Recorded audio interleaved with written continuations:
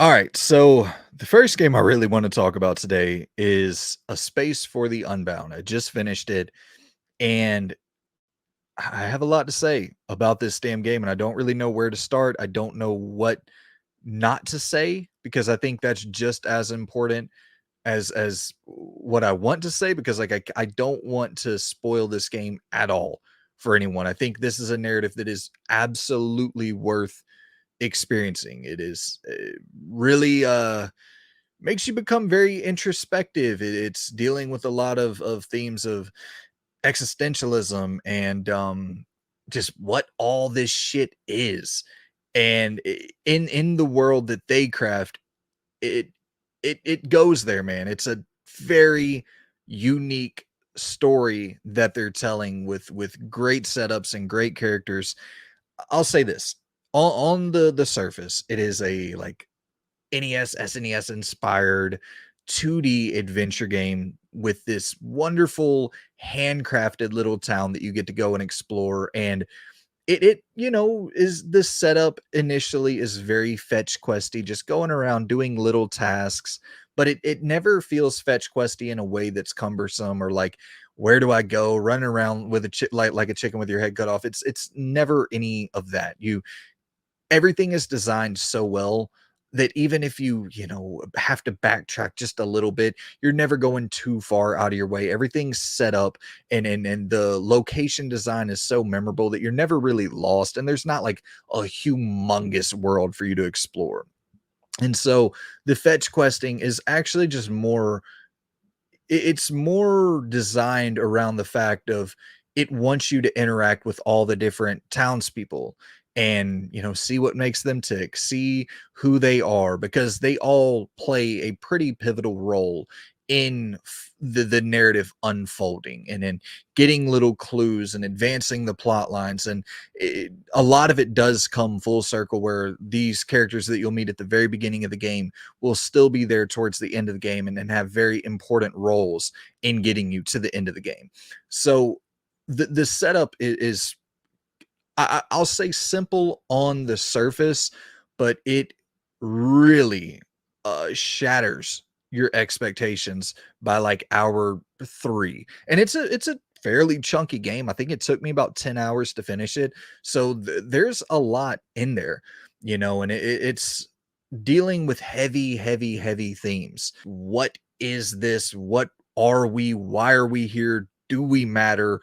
Does it matter if we matter? Like all these fucking, meta storylines going on that play out really well because, for one, the subtlety with the art style, where like any little face, any little motion, any little change in the scenery is like such a shock to the system because it does present itself as a very simple game visually, gameplay wise, mechanically. It sets itself up as so simple, so when the little mood changes, the music kind of switches, there's like a little shift in what's going on in the background, the visuals slightly change, like just lighting changes, the littlest subtle details that start to differ as the game goes on are very noticeable because of the simplicity at which this game is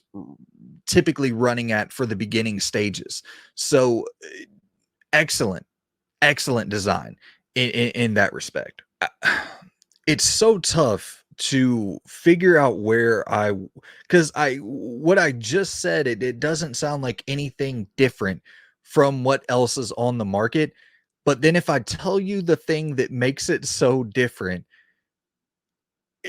it'll lose its impact when you experience it. I'll say this. You're given this red magical book early in the game, and it allows you to kind of dive into the minds of other characters in this game world. And it's kind of like the Psychonauts effect where you're getting into their brain and trying to unclutter it, trying to remove the negativity and the bad thoughts to at times you can use it not necessarily against people, but you can use it for your own gain. Where, okay, I need this done, so I'm going to try to push this character in a specific direction. And that may have negative ramifications later on in the game. But typically, you're going in and you're trying to help people and ease their mind a little bit by uncluttering it to the best of your ability. And that's a main hook of the game. It's still not the main hook of the game. The main hook really surrounds the two characters, Rhea and Atma, I believe is the pronunciation. I may be off there, but they are these two characters who, at the beginning of the game, they're dating, they're in class together, they're at their senior year of high school, and they are kind of unsure of where to go next in their life. What direction do they want to follow? What path do they want to go down? And they kind of have this like unbridled, starry-eyed love for one another. And like they're aware enough of the real world that they need to figure out what the fuck they want to do, but they feel like they're at their last kind of phase before they enter into full on adulthood, where they're still, they're senior year of high school, but they're still kids at this time. And it's like, you know what? Fuck this, man. Like, let's go off. We're gonna write down our bucket list for this summer. We're going to write down our bucket list, what we want to do together, what we want to experience, and let's just stick to this instead of going and taking this exam to see what direction we need to take with our life going forward for college or whatever. And it feels so goddamn pure and weirdly specifically nostalgic, because there is just that very small slice of your life where you're old enough to get around and go on these adventures, and you're young enough to not realize the brutal beating that reality is likely going to offer you up.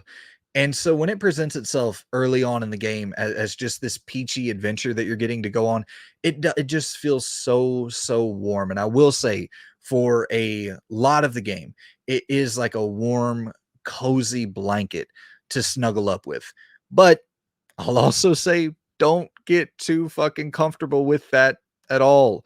It's a lot darker than you would expect. It's a lot more serious than you would expect. They do have like their humor. There's this one section where you're in like kind of a cooking mini game, and or it's not really a mini game. You're assisting someone else with their cooking, and like there's some jokes, some humor in there. Like one section, uh you're sabotaging other people's meals to help out your friend, and like because you want her to win this cooking challenge.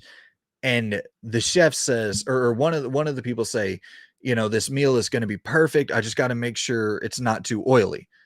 And you go and you get some oil and you like splash it in the dish while they're not looking.